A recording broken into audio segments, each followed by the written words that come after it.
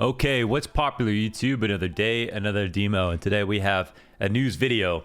And going through all the news that's occurred, it occurred to me that, man, this is a pretty brutal one. Like, I think normally in the news videos, we've got a nice mix between exciting, surprising changes and weird things, maybe one tragedy. This was like 60% tragic. This was Shakespearean. I think there are some moves here and stuff that we're about to talk about that, I don't know. I mean, I don't even see maybe that much of an upside. Well, if that wets your whistle, then stick around. We got news. So before we get into that, of course, I'm going to acknowledge the elephant in the room.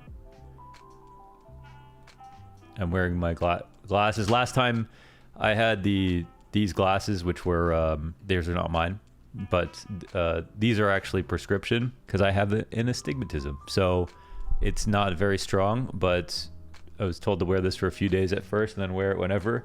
I don't know if I'll continue to wear it in videos, but I have to say, everything is very clear.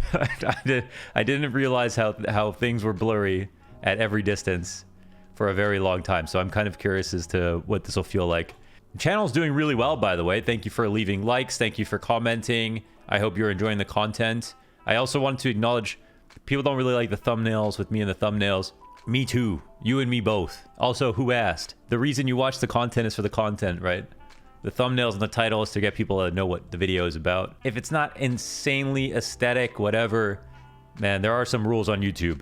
There's got to be a person in the thumbnail, and that person's got to have the strongest SEO possible. And if possible, you have multiple people with strong SEOs, as long as you're not overcrowding the thumbnail. And I was looking at some players and stuff, and some of these players don't have good SEO on YouTube, and I actually have better SEO than they do. So then I was like, okay, I'm gonna put my face in these thumbnails. So it's not gonna stop. It's working. It's good, and the content's not changing. So I don't know. Try not to complain. Come on. I mean, this is 2022, and the fans don't understand the rules of YouTube. When I start making 40-minute TikTok compilations, then talk to me. Okay. Into the news. First bit of news, important news. Blast Premier Fall Groups Talent Announcement. I'm in it. How about this hold from Perfecto? Incendiary to the right. Sumdai Young turns his attention. Oh! All three! Sumdai Young and Sumdai again and again and again. Me and Scrawn will be casting. I've had a big break. I just did the trip through Seattle, LA, and then Texas to visit my brother. Did the photo shoot in Seattle and did the boxer release. The next boxer release will be in October, and we've got more plans, bigger plans, another photo shoot coming up. That'll be really cool. But I used my break to kind of do this little bit of traveling and reconnect with people I haven't seen since the beginning of COVID. For Blast, it's our first event back, and I'm hyped. I mean, I'm going in a little bit early to shoot content. I'll be there till the 29th, so make sure you watch the Blast Fall Groups if you want to see me casting for the first time in what feels like years, but it's actually just been a month. Big news in roster mania here. Vitality in the market to replace MISUTAAA and targeting Spinks. So I've got a very hard line bit of analysis for this roster move. I think of all the roster moves that we're about to talk about, this is my favorite. Okay. I don't have a kind view of MISUTAAA personally as a player on Vitality. If we look at just the stats perspective, he is subpar rifler by the numbers for tier 1 CS. He's not a rookie anymore. He's been playing now going into year 3, and on Vitality he's gotten worse from year 1 to year 2. And he's also, along with a lot of the Vitality players, had the privilege of playing alongside Zyphon. That will buy you time. But I feel like there are players who have had far less time than MISUTAAA and done more of a bounce back and still got cut. I feel like MISUTAAA's had kind of a big chance to be able to play. And I think, yeah, unfortunately, there's a quote from Apex that said that MISUTAAA's too much of a shoulder sometimes and he needs to take more initiative and, make decisions in a round. And I think when they had Kyojin playing alongside MISUTAAA in the upper side on Nuke, this is the lowest point for Vitality. Not only were Vitality able to win Nuke games, but they had the worst upper site defense in all of tier 1 CS. MISUTAAA and Kyojin taking turns dying, looking like they weren't communicating with each other. Kyojin getting flashed in the back of sight and killed, and MISUTAAA not doing anything to help him in Mini and sometimes dying. Then they replaced Shocks with MISUTAAA inside of Mini, and Kyojin was still a problem in this situation. But what that kind of illuminated was that MISUTAAA isn't really that much of a leader. It didn't feel like it. And it's been some time since then, but we're not seeing anything reflected in the stats that shows that he's, made some significant improvement. And unfortunately, I think it honestly looks like the other way. He's actually, getting slightly worse. Unfortunately, I like when we think about Spinks, for example, we're talking about a top 3 rifler out of 2022. I think his stats, of course, they've blown up to the point that it's hard to say they'll stay like that. Then there's also the question of how much of that is because he's playing under Snappy when he's going to go and play with a team that just becomes one step more international, taking on an Israeli player.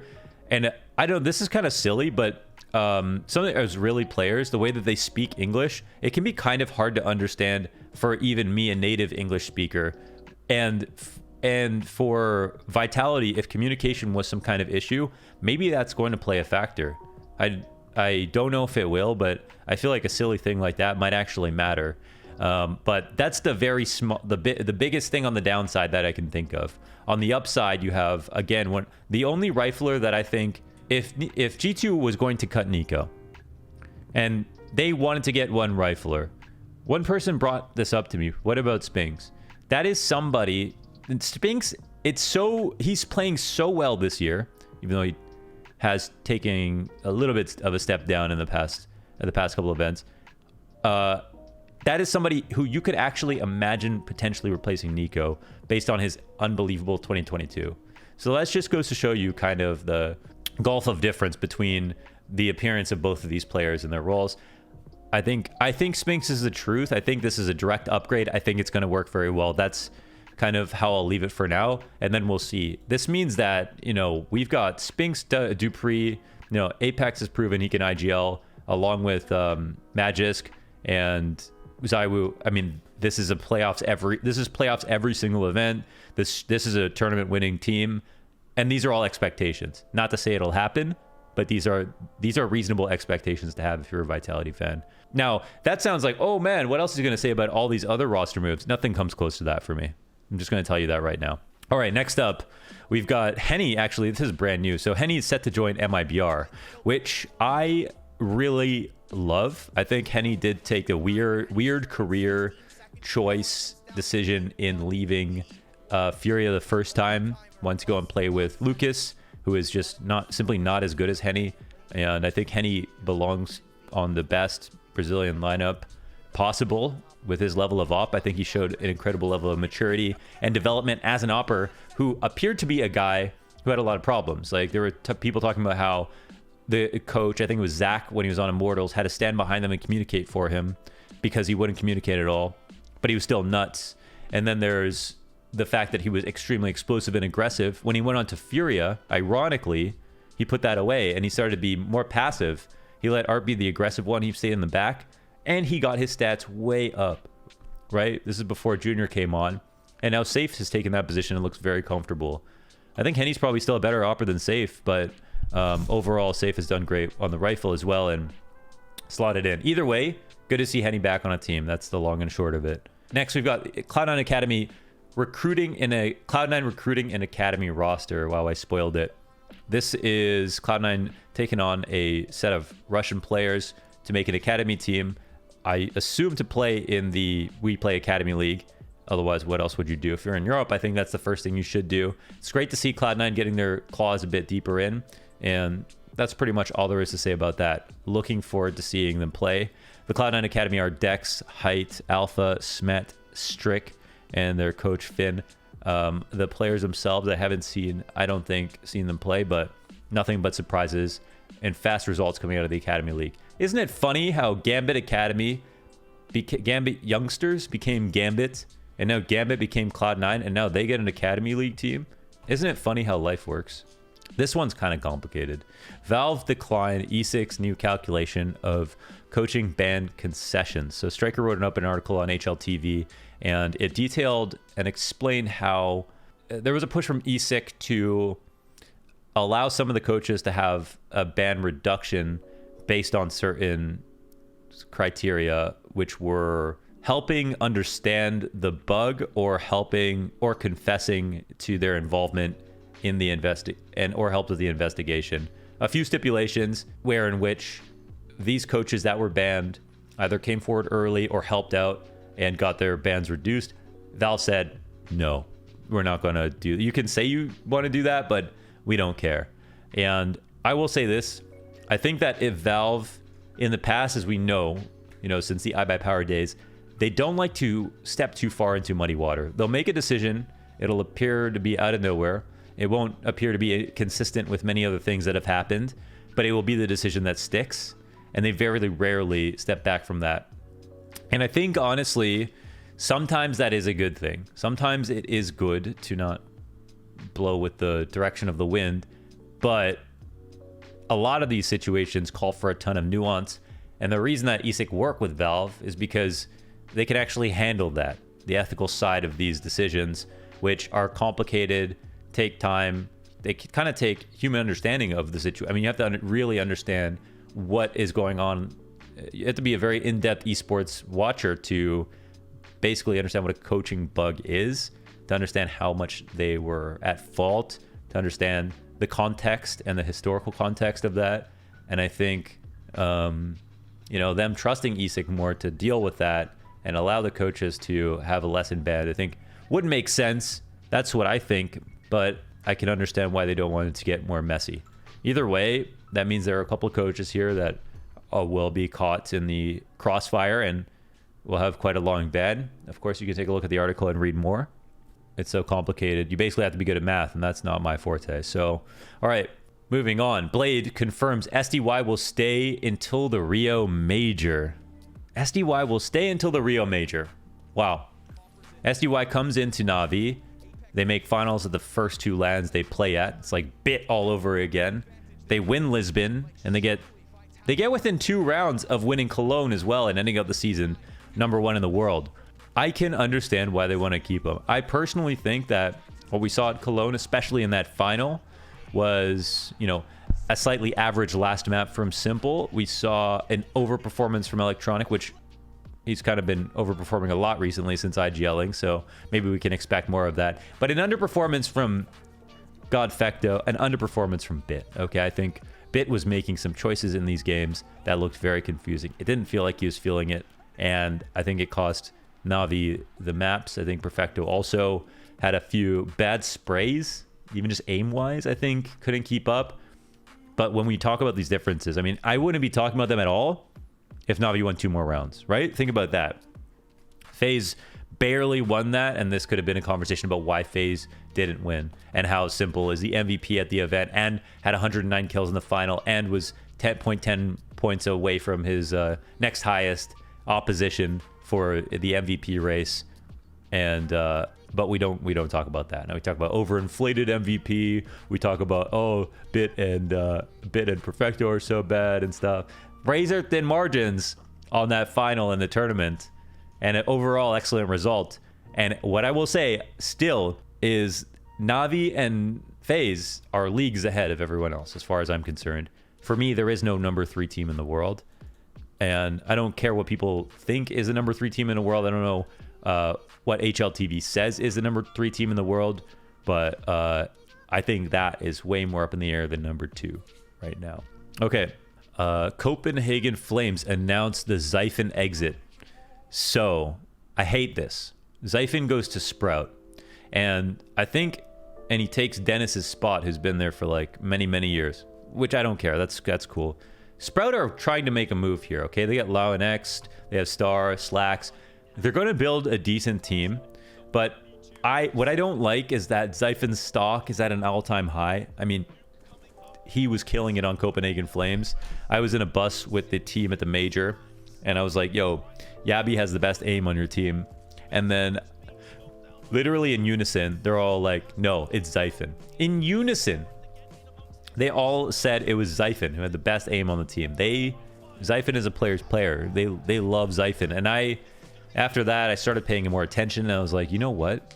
This Zyphon guy. And to go at this point to a team like Sprout is a career risk, because you have to play well, overperform compared to your team, or be on a team that, rises together, and then you can maybe get a chance on a better team. Are Sprout ever going to win a major? I mean, I don't know.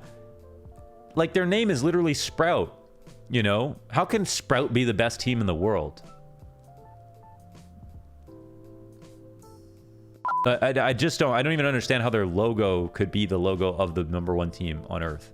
I don't think that makes sense. So it just feels like a team that's always going to be a feeder team to Big and maybe a couple of others. Maybe they evolve like a Pokemon and we see the logo change and maybe the name to Sprout to Flower or whatever it turns into. I don't even know what the plant is. Nobody even knows what the plant is. Maybe fill in the logo. Because right now it's just 3 rectangles. Diamonds. What's that?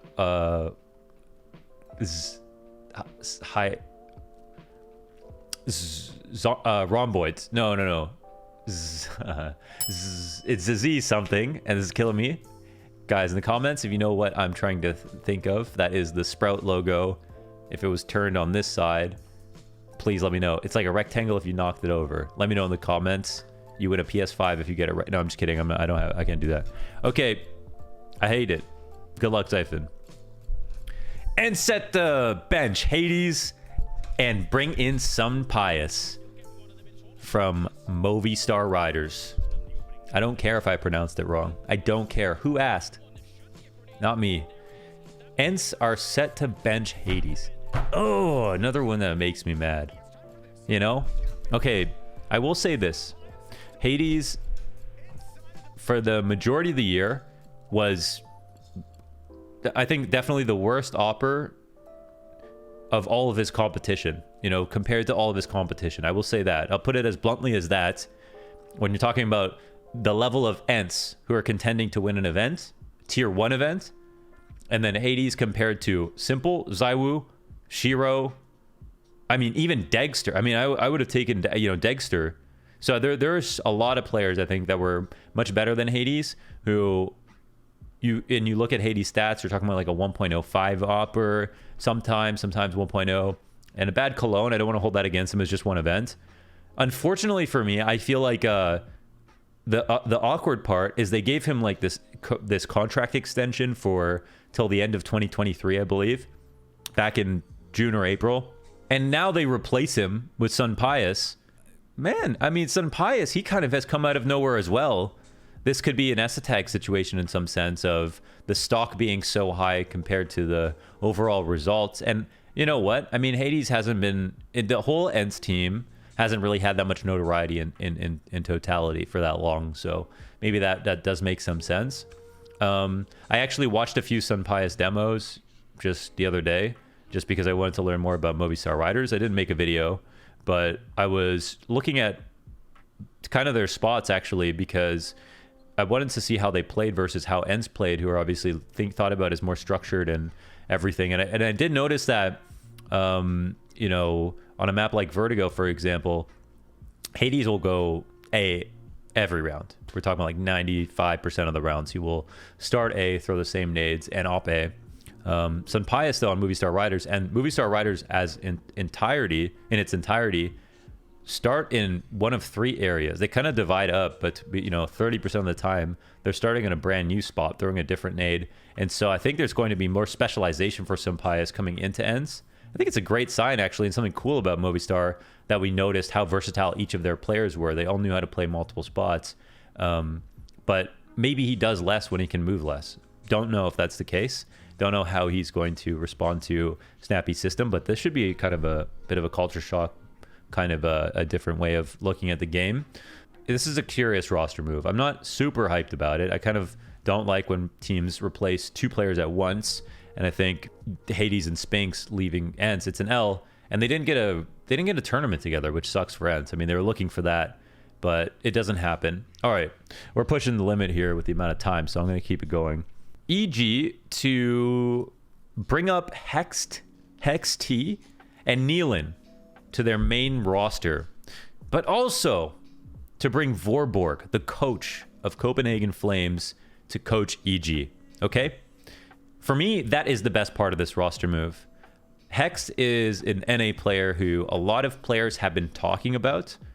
I've watched a little bit of, and that people find very promising. I think he is on everybody's list of players to watch in NA. So that's a good sign. with Hext, and I'm really happy to see an endemic roster move, a move up from within the org, as opposed to getting MISUTAAA, who again, I mean, I think NA needs more leadership, not less, and unfortunately I don't think I hold MISUTAAA in a very high regard in that sense. So I'm really glad to see them kind of try to borrow from NA, and then also grabbing Nealan. I don't know anything about Nealan. He's from K23. Maybe some of you guys know more about him. I don't know if he calls. I don't know what he does. His stats just seem okay. But that's interesting. That's fine. I'm just glad to see a prospect coming onto the team. And then Vorborg, who, for me, the way to fix NA, the way to bring NA forward is to bring European coaches and IGLs. That's it. If you bring European players who are good, they might not be able to make a team good. They can be good in NA, but if you bring a coach, then you've got a way to make multiple people good, multiple teams good. Potentially have that guy bounce around in NA, or just improve the team play as a whole and bring people up to speed on current meta European Counter-Strike. And then they can go from there and make their own style, but there's still some headwind to take advantage of when it comes to the style that already works the best. So looking forward to seeing the Vorborg coach. I think Flames have shown themselves to be super insane when it comes to being ahead of the meta. More ahead of the meta than a lot of the best teams in the world. I mean, they just didn't have any top 20 players and they made top 8 of the major. That's huge. G2 to sign Hooxi on a permanent basis. Oh man. Okay, so this comes with also Hooxi and Aleksib, and it's removing. It comes with Hooxi and JKS, and it's removing Aleksib and Jax. Talk to me, guys. How do you feel about this? What's the visceral emotion that's coming to your mind right now? Where are you at?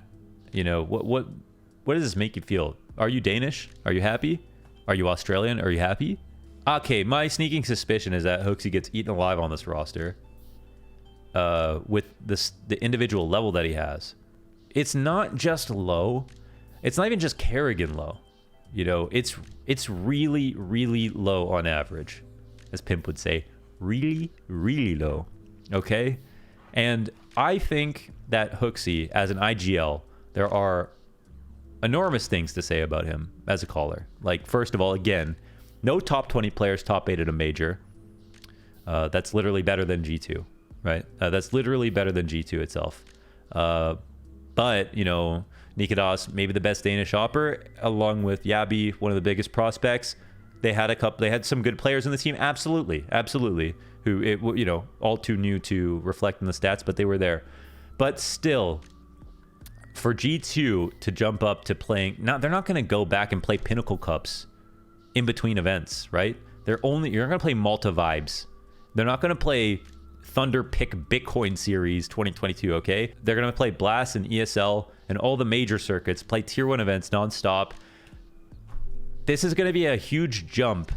And we're talking about a guy right now, Hooxi, who in his last 3 events had less than a 0.5 KPR.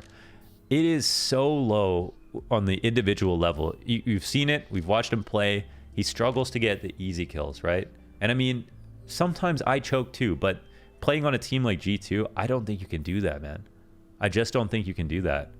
There's never been more even strength teams to go up against in history than right now. I mean, even Apex is pulling his weight more than this. So this is very worrying for me. JKS, on the other hand, maybe on the same hand, this is also kind of weird. I mean, I think JKS, pound for pound, is a better player than Jax if you were to put them up in the sky and try to figure out who was just the more ideal person to have overall. If you could multiply them by 5, who would win the most tournaments? I would say probably JKS. Is that relevant? Not really. JKS is replacing Jax as an entry fragger. Okay. And everyone goes, okay, but JKS, didn't you see him play at Katowice on FaZe? He was the entry fragger for that whole tournament. No one thought it would work. Okay, 2 things. First of all, Kerrigan has literally made his name playing with players as stand-ins and winning tournaments. This is one thing, okay? Number 2, having one tournament where you play well, doing any role, does not mean you are good at that role. Number 3, this is antithetical to anything that we've seen from JKS in the history of his career. So I don't think that's going to be exactly comfortable, and I think this might this issue might be exacerbated by the fact that they're bringing in Hooxi, who also has some individual level problems. I mean, this roster move does not look perfect to me at all. I see good reasons to be excited about it. Hooxi is definitely a great IGL, and JKS is definitely a great player. But Hooxi is not a good individual, and JKS is not an entry fragger, as far as I'm concerned. I kind of have to be proven wrong on both things. Whatever. I'm not holding my breath.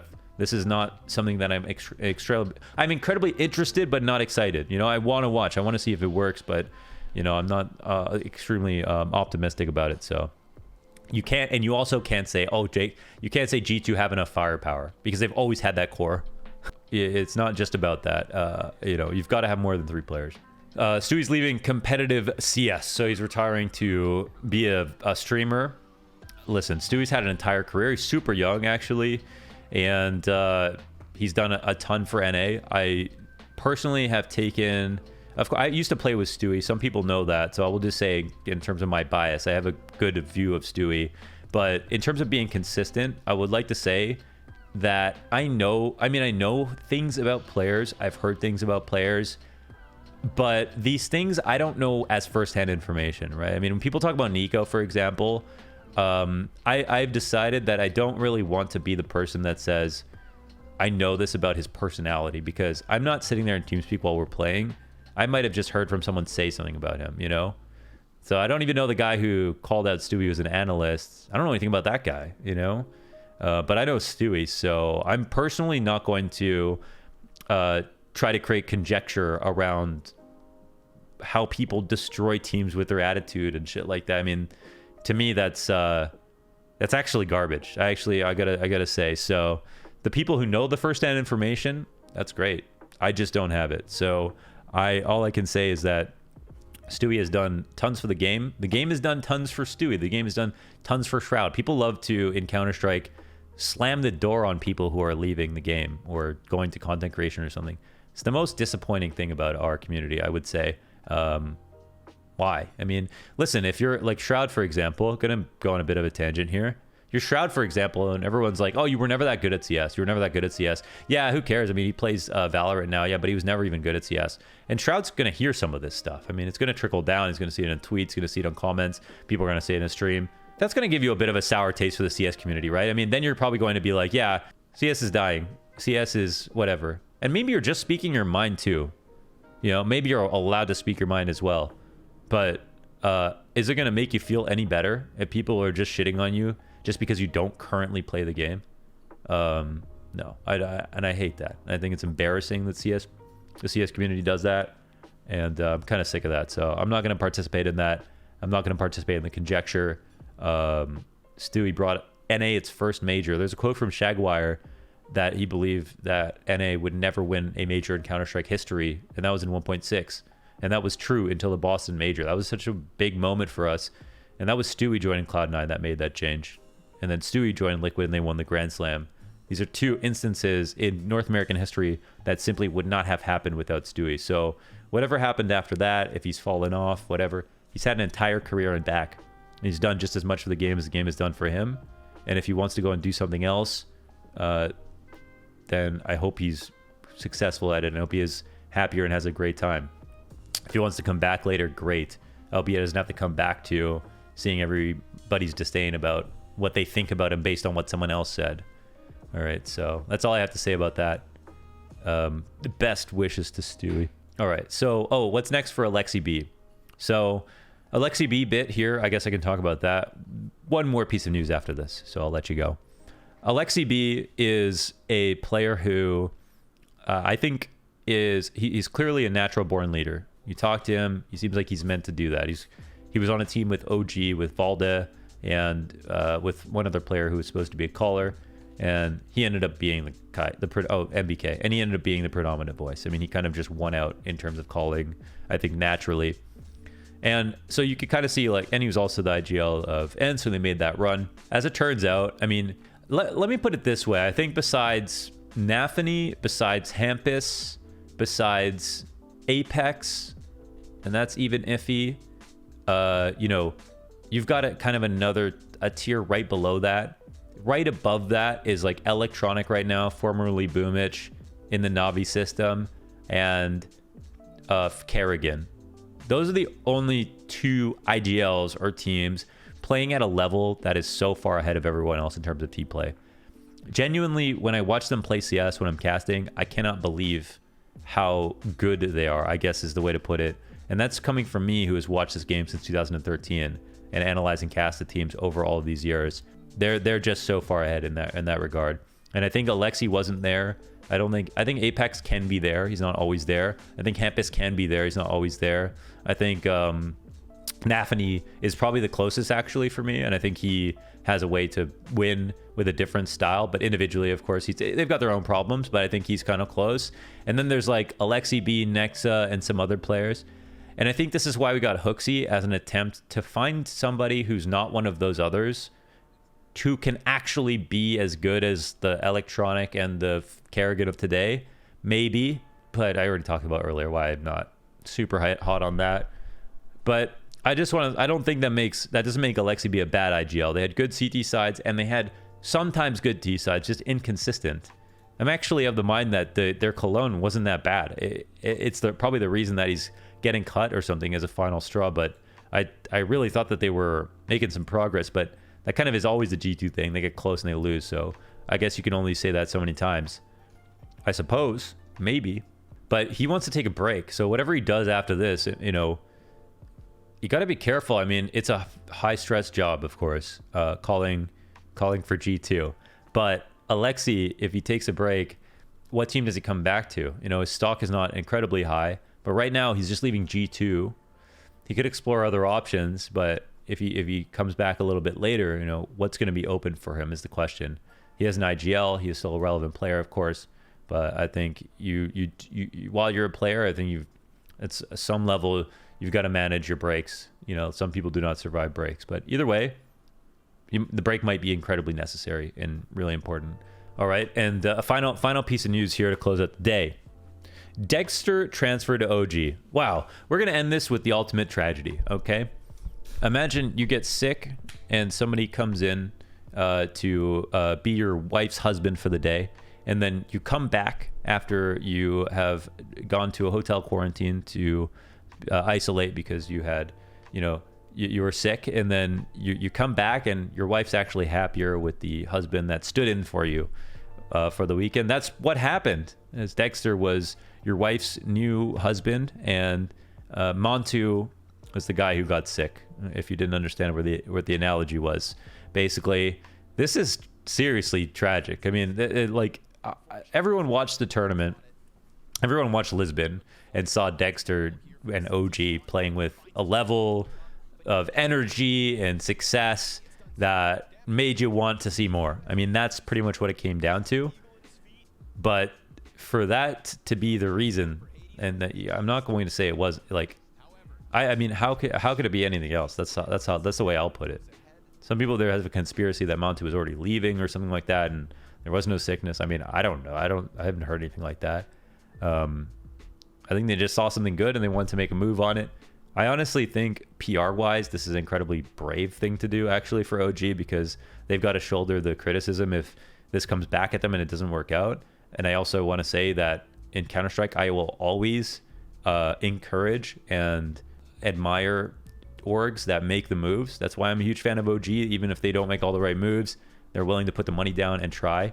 And OG is a team that historically has not done that. They've just taken on who they can find and try to make the best of you know, kind of cheaper players, I guess, which is also fun. There's also a space for that, but this is kind of a big move, and it's also replacing a big player on the team. Like, maybe Montu's not a perfect opper, but this guy's stats are crazy good. Like, he is hard to replace just on pure numbers alone. Hard to call the problem, I guess, if that makes sense. So yeah, Degster's a better player than Montu. Degster's one of the best oppers right now. Degster's clearly insane, and I think that this is actually probably going to work better than Montu.